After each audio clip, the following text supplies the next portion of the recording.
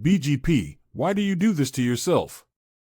Instead of simply conceding that you were wrong, you decided to create 2 more videos full of contradictions. You already know I'm about to spend the next several minutes poking holes in your argument and exposing the contradictions. That makes the Black and Latino voters an even smaller sample size. So, the proportions in that exit poll survey closely mirror the population, give or take a few percentage points. I see you skipped over the entire part where I talk about statistical sampling.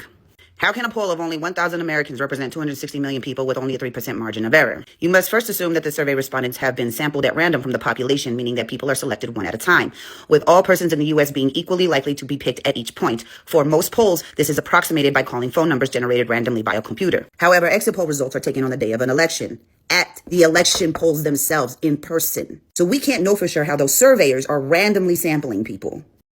Your first contradiction, in your video, you claimed that we don't know how the surveys were chosen or conducted.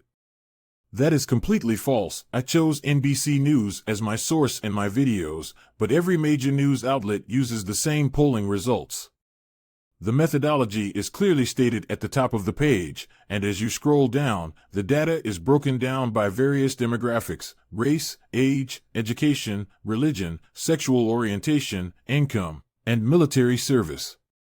The biases you keep mentioning are irrelevant in this context. The purpose of these polls is simply to provide insight into how the country voted. Instead of acknowledging this, you fabricated the bias argument to avoid admitting that you misunderstood the data.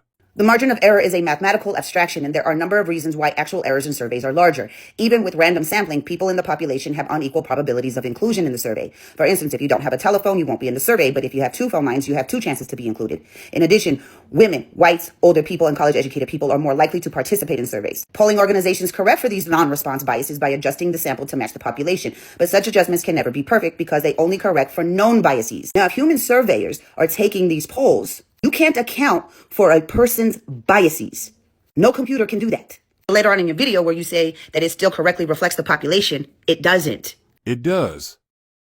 I already explained this in my first and second video. These exit polls focus on states with the highest electoral power.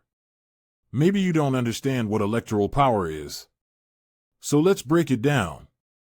Electoral power is referred to as the Electoral College. The Electoral College is a process, not a place. The Founding Fathers established it in the Constitution, in part, as a compromise between the election of the president by a vote in Congress and election of the president by a popular vote of qualified citizens. So, let's go over how the process works. The Electoral College process consists of the selection of the electors, the meeting of the electors where they vote for president and vice president, and the counting of the electoral votes by Congress. The Electoral College consists of 538 electors. A majority of 270 electoral votes is required to elect the president. Every state has the same number of electors as it does members in its congressional delegation, 1 for each member in the House of Representatives plus 2 senators. The key states highlighted in the national exit polls hold the highest electoral power because they contribute the most electoral votes. This means they play a decisive role in the election outcome. And this is why you have to learn how to read and interpret data correctly, because all data is not read the same way. You obviously didn't learn this in school. Because it can't account for those human biases. So as I stated before, statistical sampling should account for biases. And this is the method in which these exit polls are being used. But since it can't account for those biases, we have to revert to the rule of 30, meaning you have to have 30% of the population as your sample size. And none of these exit polls have 30% of the population. Not a single one. So it doesn't matter what the numbers say, because not a single one of them are 30% of the population. Yeah, I'm not going for that because they do have measures to account for these biases. All good polling relies on statistical adjustment called weighting, which makes sure that the survey sample aligns with the broader population on key characteristics. Historically, public opinion researchers have adjusted their data using a core set of demographic variables to correct imbalances between the survey sample and the population. But there is growing realization among survey researchers that weighting a poll on just a few variables like age, race, and gender is insufficient for getting accurate results. Some groups of people, such as older adults and college graduates, are more likely to take surveys, which can lead to errors that are too sizable for a simple 3 or 4 variable adjustment to work well. Adjusting on more variables produces more accurate results, according to Center studies in 2016 and 2018. A number of pollsters have taken this lesson to heart. For example, recent high-quality polls by Gallup and the New York Times Siena College adjusted on 8 and 12 variables respectively. Our own polls typically adjust on 12 variables. Yeah, I just went through all of that already. Now, you notice how they don't tell you what those variables are and how they've adjusted for those variables? That's because you can't adjust for people who self-identify. Do you know how many pretendians there are on this app and in real life? Pretendianism isn't as broad as some of you on TikTok like to portray, but a lot of you on native TikTok are definitely pretendians. Who literally claim to be Native American and they're not? Like they truly believe they're Native American. So either the person taking the poll believes them, or they use lookership and don't believe them and still mark them down as how they look racially. There's no way of determining that.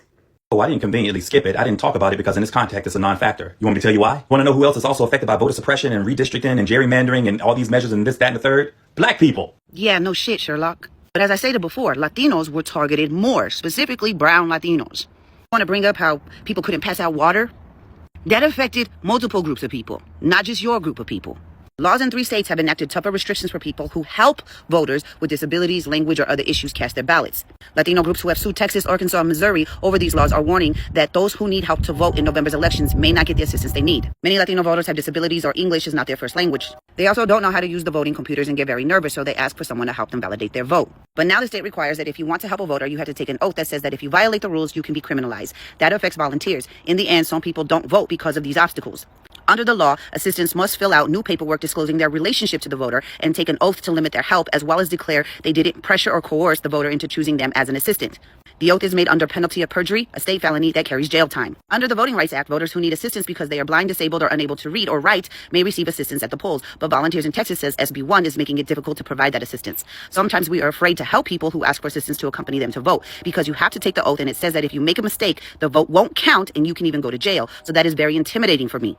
The law does not specify exactly how the rule is violated, so if I'm at the polling station helping a voter and an election worker says that I did something wrong, then now I can be criminalized just for wanting to help. For us, this is very worrying because neither our staff nor volunteers feel comfortable helping people who want to go to the polls to vote. As an organization, this prevents us from doing our job. People who barely speak English but can't read or write in English or can't read or write at all are affected by that.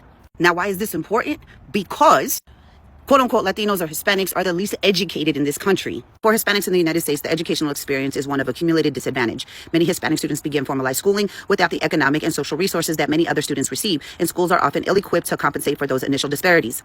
For Hispanics, initial disadvantages often stem from parents, immigrant, and socioeconomic status, and their lack of knowledge about the U.S. education system. As Hispanic students proceed through the schooling system, inadequate school resources and their weak relationship with their teachers continue to undermine their academic success. Initial disadvantages continue to accumulate, resulting in Hispanics having the lowest rate of high school and college degree attainment, which hinders their chance for stable employment. The situation of Hispanic educational attainment is cause for national concern. Hispanics are among the least educated group in the United States. 11% of those I just want to pop in here to say that she is basically calling Latinos dumb. over age 25 have earned a bachelor's degree or higher, compared with 17% of Black, 30% of white, and 49% of Asians. Even more troubling, more than 1/4 of Hispanic adults have less than a 9th grade education. These numbers represent all Hispanic groups and including some immigrants. When examined by country of origin, educational attainment for Hispanic varies. Mexican Americans, who are the largest and fastest growing Hispanic subgroup in the United States, have the lowest rate of educational attainment compared with other groups. Cuban Americans report the highest level of high school completion, and other Hispanics report the highest level of bachelor degree attainment. Most datasets do not distinguish among Hispanic subgroups, disregarding important cultural and economic differences among them. The vast majority, 96% of the Black population as of 2023, either speaks only English, 88%, or speaks another language at home and say they speak English very well, 8%. However, a significant portion of the Latino population, around 72%, is proficient in English, with a larger percentage of U.S.-born Latinos, 91%, compared to foreign-born Latinos, 38%. So those particular voter suppression laws largely targeted Latino populations. They did not target Black populations. And even when it came to gerrymandering, they mostly targeted Latino communities because, again, largest, fastest growing community in the United States. So they broke those communities up into smaller districts, as I've stated before. As I've stated in my previous videos, gerrymandering is completely irrelevant to these exit polls. Now she's pivoting to a new argument just to avoid admitting she was wrong. People who aren't on TikTok or social media at all. And as that targeted those communities, gave them a lot of disinformation. So a lot of people truly believed Trump was helping the economy. But social issues such as dismantling DEI initiatives and women's rights and access to choose and LGBTQ rights and so many others weren't a deal breaker. You say they're not on social media, but did they have access to newspapers and televisions? It's not like Trump is not directed what he says he wants to do. I think that a lot of people just didn't think it would affect them, so that wasn't a priority of theirs. So it's obvious you don't live in a community that has a high Latino population. I did. The ads that they targeted towards quote-unquote Latinos was directly talking about the economy. And you didn't see any counter ads from the Democrats at all whatsoever. And the ads that you did see were talking about immigration. And guess what? Kamala had the same propaganda that Trump had.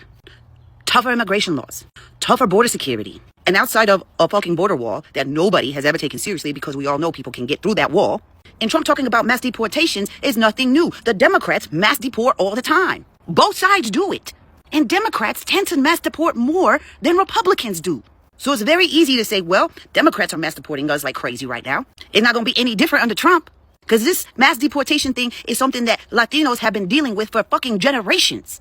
Both sides do it. So if you're only targeting people on immigration and not talking about how you're going to fix the economy for them, and then the other side is talking about the economy, regardless if they're talking about immigration, the immigration cancels out because, again, both sides do it. Not to mention, those that speak Spanish and don't speak English are only watching Spanish news. But you forgot about that, huh? I know you don't speak Spanish, but I do. Spanish language news outlets cover the same topics as English language ones. Your attempt to suggest that Latinos were uninformed in this election is not only misleading, but also just another way to dodge the truth. So as many of you know, I have been correcting the misinformation or very much misconstrued election poll data from the national polls that are extremely biased towards Latino voters. So what happens when you get a poll that is directly centered on Latino voters? You get a whole different outcome. Now, I'm still not a fan of exit polls because I still think there's a lot of bias that's not accounted for. But again, this is going to show a very specific look on the Latino population who voted. So Unidos USA is one of the largest Latino civil rights groups in the nation. So this poll was powered by Unidos US.